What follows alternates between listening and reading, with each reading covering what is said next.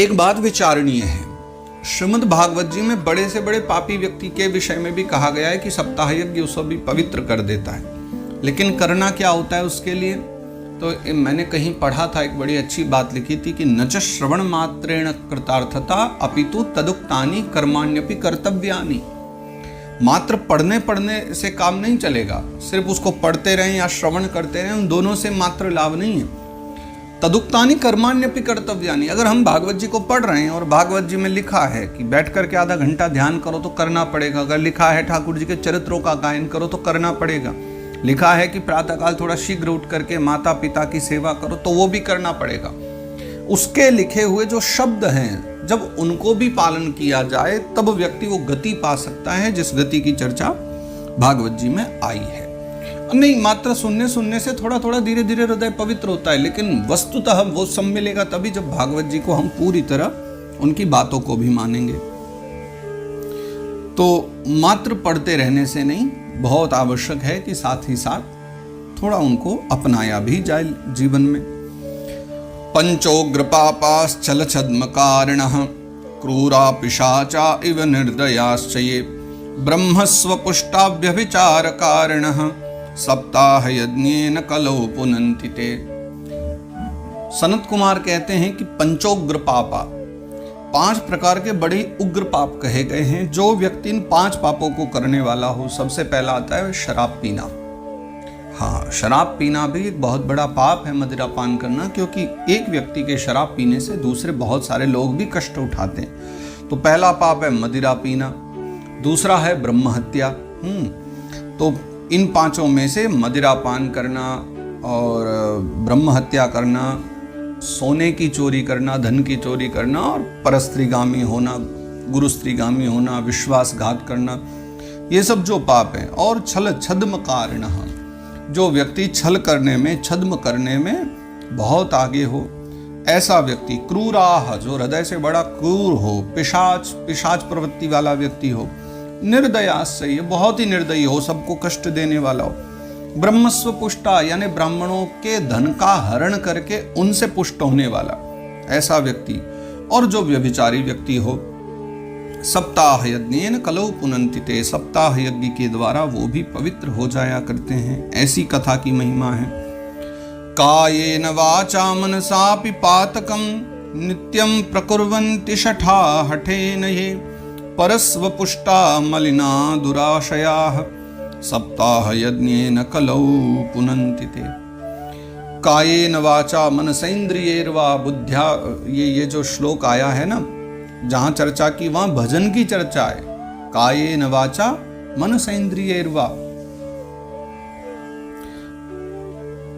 कायेन वाचा मनसेन्द्रियैर्वा बुद्ध्यात्मना वा नुसृतः स्वभावात् करोमि यद्यत् सकलम परस्मै नारायणायेति समर्पयेत।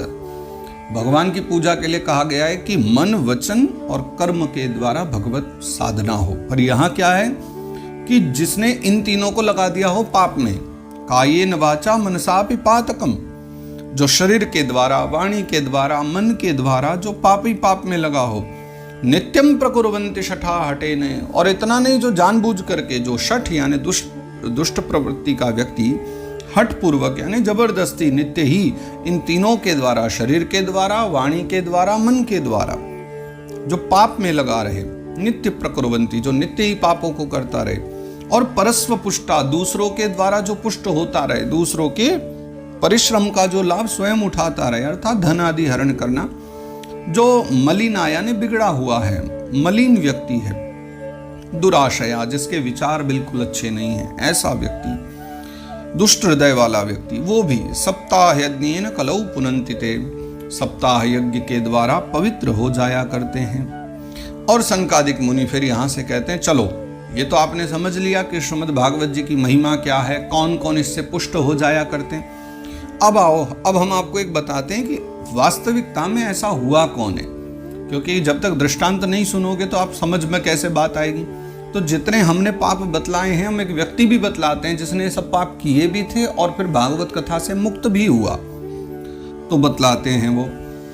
अत्र ते कीर्तयिष्याम इतिहासं पुरातनम यस्य श्रवण मात्रेण पापहानि प्रजायते अत्र ते कीर्तयिष्यामि। अब मैं यहाँ से बखान करता हूँ पूर्व का एक इतिहास, बहुत पुरातन इतिहास है, पूर्व की बात है, जिसके श्रवण मात्र से, यश श्रवण मात्रेण पाप हानि प्रचायते, उसी समय जिसके श्रवण से पापों की हानि हो जाती है, पापों का समूह नष्ट हो जाता है। ऐसी कथा मैं बतलाता हूँ। तुंगभद्रा तटे पूर्वमभूत्पत्तनमुत्तमम् यत्र वर्णाश्वधर्मेण सत्य सत्कर्म तत्पराः। तुंगभद्रा नदी के तट पर एक उत्तम नामक नगर है। अभूत पूर्व काल में कभी हुआ था एक उत्तम नामक नगर, जहां वर्णाश्रम धर्म का पालन करते हुए सभी लोग अपने अपने सत्यता के साथ अपने अपने सत्कर्म में तत्पर रहा करते थे। सब अपना अपना कार्य भली भांति पूर्वक करते रहते थे। आत्मदेवः पुरे तस्मिन् सर्ववेद विशारदः श्रोतस्मार्तेषु निष्णातो द्वितीय इव भास्कर।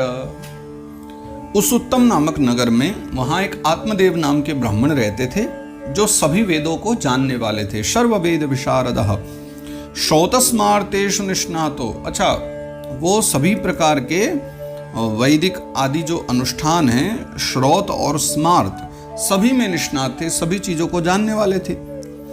और द्वितीय इव भास्कर, यानी जैसे दूसरे सूर्य हों, सूर्य के ही समान तेजस्वी व्यक्ति थे, यानी धर्म कर्म वाले थे ना, तो सभी जानते थे, सभी ज्ञान को, धर्म को, नियमों को सब जानने वाले थे, इसलिए दूसरे सूर्य के समान उनकी गणना की गई है। भिक्षुको वित्तवान लोके तत्प्रिया धुंधुली स्मृता स्ववाक्य स्थापिका नित्यम सुंदरी सुकुलोद्भवा। कैसा जीवन था आत्मदेव ब्राह्मण का कि वित्तवान लोके, वैसे तो देखा जाए तो संसार में बड़े धनी व्यक्तियों में गिने जाते थे आत्मदेव जी, पैसा बहुत था, धन बहुत था उनके पास, लेकिन तब भी भिक्षुको, लेकिन उनका जो जीवन था ना, वो तो भिक्षावृत्ति पर ही था, क्योंकि ब्राह्मण देवता थे तो भिक्षा आदि लेते रहते थे, लेकिन वैसे धन खूब था उनके पास। और तत्प्रिया धुंधुली स्मृता, उनकी एक धर्मपत्नी जीवी थी जिसका नाम था धुंधुली। स्ववाक्य स्थापिका नित्यम सुंदरी सुकुलोद्भवा, सुंदरी भी थी, अच्छे कुल की भी थी, कुलीन घर की थी, लेकिन एक आदत फिर भी थी उसकी कि स्ववाक्य स्थापिका, अपने वाक्य को स्थापित करने वाली। इसका मतलब कि अपनी चलाने वाली, अपने आगे वो आत्मदेव जी की भी नहीं चलने देती थी, ऐसी नारी थी वो। लोकवार्तारता क्रूरा प्रायशो बहुजल्पिका सूरा च ग्रह कृत्येषु कृपणा कलह प्रिया। लोकवार्तारता यानी संसार की इधर उधर की बकवाद करने में बड़ी ही रत थी। लोकवार्तारता, संसार बातें करने में रहती थी। क्रूर स्वभाव की, प्रायशो बहुजल्पिका, और विविध प्रकार की बेकार की बातें ही ज्यादा करने वाली थी। तो बात करने वाली, लेकिन उसमें भी बिना बात की बेमतलब की बातें ज्यादा करने वाली थी। शूराच ग्रह कृत्येषु, अच्छा, सनकादिक मुनियों ने उसके गुण और दुर्गुण दोनों बतलाए। ग्रह कृत्येषु शूराः, घर के काम करने में बड़ी शूर थी, यानी बड़ी निपुण थी। कृपणा, बड़ी कृपण थी सभी कार्यों में, लेकिन कलह प्रिया थी, लड़ाई आदि करने में उसे बड़ा आनंद आता था। एवं निवसतो प्रेम्णा दंपत्यो रममाणयोः अर्थाः कामास्तयोरासन्न सुखाय ग्रहादिकम्। एवं निवसतो प्रेम्णा, तो इस प्रकार से फिर भी दोनों दंपति अपने प्रेम पूर्वक पति पत्नी अच्छे से रहते हुए, दंपत्यो रममाणयोः, सब प्रकार की भोग विलास की सामग्री के बीच में, अर्था कामास्तयोरासन, सब था उनके पास। अर्थ यानी धन भी था, काम यानी सब प्रकार की सुख संपदा, जो मन की इच्छा थी सब था, लेकिन न सुखाय ग्रहादिकम, लेकिन फिर भी उनके घर में एक सुख नहीं था, उनके मन में सुख नहीं था। मन में हमेशा उनको एक चिंता घेरे रहती थी आत्मदेव ब्राह्मण को। क्या? कि उनके पास संतान नहीं थी। घर में संतान न होने के कारण बड़े दुखी रहते थे। तो पश्चात धर्मा समारब्धास्ताभ्याम संतान हेतवे गोभू हिरण्यवाशांसी दीनेभ्यो यच्छतः सदा। तो उसके पश्चात में फिर उन्होंने कुछ धर्म कर्म आदि करने शुरू कर दिए, क्योंकि अब बुढ़ापा आने लग गया, तो सोचा कि अब वृद्धावस्था आ जाएगी, उससे पहले बालक हो जाए। तो इसके लिए उन्होंने बहुत सारे कर्म करने शुभारंभ कर दिए। तो धर्म आदि करने लगे, संतान हेतवे, सब पुत्र प्राप्ति के लिए। गोभू हिरण्यवाशांसी, उन्होंने जो याचक थे उनको गौदान करी, भूदान करी, भूमि भी दी। हिरण्य यानी सोना भी दान किया, वासांसी यानी कपड़े भी दान करे, दीनेभ्यो यच्छतः सदा, जो दीन जन थे, याचक जन थे, उनको दिया। और इस प्रकार से उन्होंने अपनी आधी संपदा दान कर दी। जितनी पूरी संपदा थी उसमें से आधी तो दान कर दी आत्मदेव ब्राह्मण ने। तब भी लेकिन उनके संतान नहीं हुई, सदा चिंता करते रहते थे। धनार्धम धर्म मार्गेण ताभ्याम नीतम तथापि च न पुत्रो नापि वा पुत्री ततश्चिंता तुरो भृशम। तो इस प्रकार उन्होंने धनार्धम धर्म मार्गेण, आधा जो धन है अपना वो उन्होंने धर्म मार्ग में लगा दिया।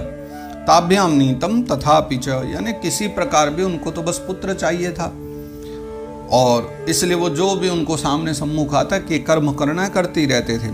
लेकिन न पुत्रो नापि वा पुत्री, इतना सब करने के बाद भी न तो बेटा हुआ और ना बेटी हुई, किसी का भी मुख देखने को नहीं मिला। ततश्चिंता तुरो भृशम, तो ब्राह्मण देवता बड़े चिंतित हो गए। फिर तो मन में चिंता आ गई उनको कि अब हमें क्या करना चाहिए।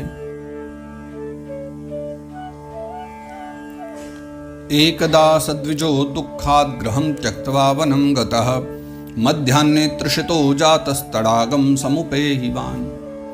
तो इस प्रकार जब सब कर्मादि करने पर भी आत्मदेव ब्राह्मण को संतान की प्राप्ति नहीं हुई, तो ब्राह्मण देवता एक दिन बड़े दुखी हुए और एकदा सद्विजो दुःखात्, फिर दुख में आकर के गृहं त्यक्त्वा वनं गतः, वो ब्राह्मण देवता आत्मदेव ब्राह्मण घर को छोड़ करके वन की ओर चले गए, यही विचार करके कि भगवान कुछ कृपा कर दें किसी प्रकार। तो मध्याह्ने तृषितो जातस् तडागम समुपेहिवान्, जैसे ही मध्याह्न हुई, दिन हुआ, और सूर्य देवता की किरणों से जो ताप मिल रहा था उसमें वो बड़े तृषित हो गए, प्यास लग गई। तो पास ही उन्होंने एक तड़ाग देखा, यानी तालाब देखा, और तालाब में जाकर के वो जल पीने लगे। पीत्वा जलम निषन्नस्तु प्रजा दुखे न कर्षितः मुहूर्तादपि तत्रैव सन्यासी कश्चिदागतः। पीत्वा जलम, फिर जल पिया उन्होंने और चिंता करते हुए कि अब मुझे क्या करना चाहिए, जल पी करके वहीं तालाब के किनारे बैठ गए कि चलो विचार करता हूं मैं क्या करूं। प्रजा दुखे न कर्षिता, संतानहीन होने के कारण वो बड़े दुखी थे। मुहूर्तादपि तत्रैव, अब ये भगवत कृपा ही है, ये जो कथा हम गा रहे हैं आगे कि कोई व्यक्ति चिंता करे बैठा है और उसी समय मानो ठाकुर जी कृपा कर दें, जीवन में कोई ऐसे सदगुरु चले आए।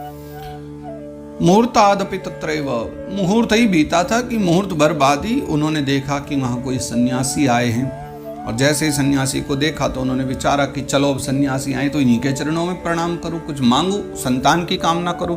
फिर सोचे कि नहीं ये तो जल पीने आए, पहले जल पी लेने दो, उसके बाद जाकर के इनसे मैं बात करूंगा। दृष्ट्वा पीतजलं तं तु विप्रो यातस्तदन्तिकं नत्वा च पादयोस्तस्य निःश्वसन् संस्थितः पुरः। तो उनको जल पीता हुआ देख करके वो वहीं बैठे रहे, और जैसे ही उन्होंने पी लिया जल सन्यासी महात्मा ने, तो उनके जल पीते ही फिर तो दौड़े दौड़े उनके चरणों में आकर गिर पड़े ब्राह्मण देवता। जैसे ही महात्मा जल पी चुके थे तब उनके नत्वाच पादयोस्तस्य, चरणों में प्रणाम करके, पाद यानी चरण, चरणों में नमन करके नत्वा निःश्वसन संस्थितः पुरा, वहीं उनके चरणों में बैठ गए और जोर जोर से निःश्वसन यानी जोर जोर से लंबी लंबी सांस लेने लगे, आहें भरने लगे। यतिरुवाच, और उनको सांसें लेते देख करके, दुखी देख करके वो यति यानी सन्यासी बाबा फिर उनसे पूछते हैं, कथम रोदिसि विप्रत्वं काते चिंता बलीयसी वदत्वं सत्वरम मह्यम स्वस्य दुःखस्य कारणम। सन्यासी महात्मा कहते हैं, ब्राह्मण देवता कथम रोदिषि, क्यों रो रहे हो? एक तो देखने में आप ब्राह्मण मालूम पड़ते हो, और आपका जो प्रभाव है वो तो पहले ही भागवत जी में बतला दिया गया है कि द्वितीय भास्कर, दूसरे सूर्य के समान तेजस्वी, और आप ऐसे तेजस्वी होकर के भी रो रहे हो। विप्रत्वम काते चिंता बलीयसी, देखो इन्होंने बताया नहीं कि मैं कौन हूं, परिचय नहीं दिया था, लेकिन फिर भी महात्मा जान गए, इसलिए खुद ही कहते हैं कथम रोदिष विप्रत्वम, हे ब्राह्मण देवता क्यों रो रहे हो? आपका तेज बतला रहा है कि आप ब्राह्मण हो, क्या चिंता है आपको ऐसी बलवान जो आपको खाए जा रही है। वदत्वम सत्वरम मह्यम स्वस्य दुःखस्य कारणम, तो आपके दुख का जो भी कारण है वो हमें कृपा करके अब आप बतलाओ, तो हम प्रयास करें कि आपकी चिंता दूर की जाए। तब ब्राह्मण देवता कहते हैं, ब्राह्मण उवाच, यहां पर आत्मदेव ब्राह्मण अब कह रहे हैं महात्मा से, किम ब्रवीमिर्षे दुःखम पूर्व पापेन संचितम मदीया पूर्वजास्तोयम कवोष्णमुपभुञ्जते। किम ब्रवीमि ऋषे दुखम। हे ऋषि महात्मन, हे ऋषि, मैं क्या बताऊं। किम ब्रवीमि, अब क्या ही कहूं मैं आपसे कि जो मुझे दुख मिल रहा है ना, पूर्व पापेन संचितम, ये पूर्व के द्वारा, मेरे ही द्वारा इकट्ठा किया गया। मैंने कुछ ऐसे ही कर्म किए होंगे जो आज मुझे दुख मिल रहा है। मदीया पूर्वजास्तोयम कवोष्णमुपभुञ्जते। देखो, मेरे द्वारा जो जलांजलि दी जाती है अपने पितरों को जब श्राद्ध आदि में या तिथि आदि पर जब हम जलांजलि देते हैं, तर्पण करते हैं, तो कवोष्णमुपभुञ्जते, जब मेरे वो पितरजन भी उस जल को ग्रहण करते हैं ना, तो गरम गरम सांस ले करके वो भी तब जल ग्रहण करते हैं।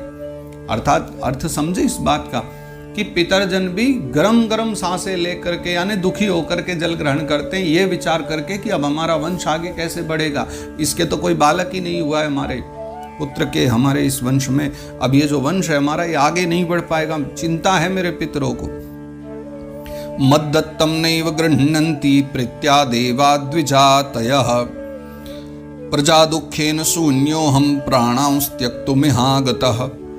मद्दत्तम नैव गृह्णन्ति प्रत्या देवा द्विजातयः। अगर मैं कुछ दान भी करता हूं या मैं पूजा पाठ करता हूं, देवताओं को देता हूं, ब्राह्मणों को देता हूं, द्विजाति यानी ब्राह्मण, देवता, देव, इनको जब देता हूं तो मद्दत्तम नैव गृह्णन्ति प्रत्याह, मेरे द्वारा दिए हुए भाग को ब्राह्मण और देवता खुशी से नहीं लेते, प्रसन्नता से नहीं लेते, इसलिए क्योंकि मैं निस्संतान हूं।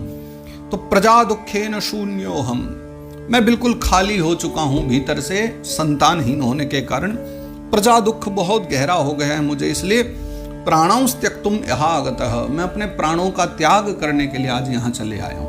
ये जो मैं यहाँ नदी के तट बैठा हूं ना, तुंगभद्रा नदी के तट पर, मैं यही विचार करके आया हूं कि आज इसी नदी में कूद करके आत्महत्या कर लूं, किसी प्रकार भी अपने प्राणों का विसर्जन कर दूं, प्राणों का त्याग कर दूं, बस यही मेरे मन में इच्छा है।